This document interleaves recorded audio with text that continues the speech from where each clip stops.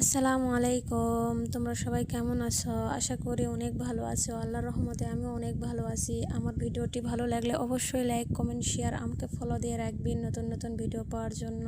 চলেন আজকে আমার রান্নাঘর এবং সেলাই ঘর দেখাই। এই তো আমার রান্নাঘরের অবস্থা কেমন হয়ে আছে চুলোর।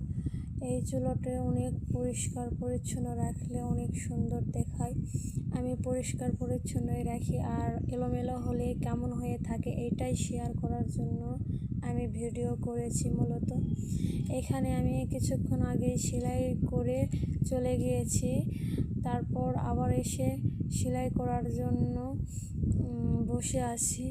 আপনাদের সঙ্গে ভিডিও একটু করে দিলাম যেন আপনারাও দেখেন আমার কত কাজের চাপ।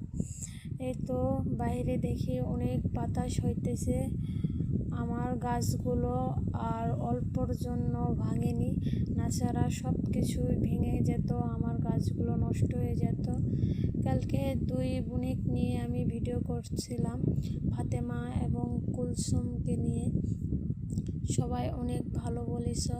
এই তো ওদের বাসা আমি বাবা নিয়ে ভিডিও করতে চাইছিলাম না। এই তো বাবাও অনেক অসুস্থ, বাবা কাজ করতে পারে না।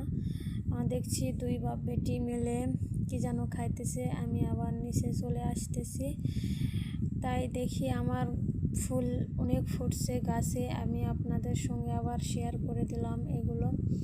এগুলো আমার লাগানো গাছ, অনেক ভালো হয়েছে।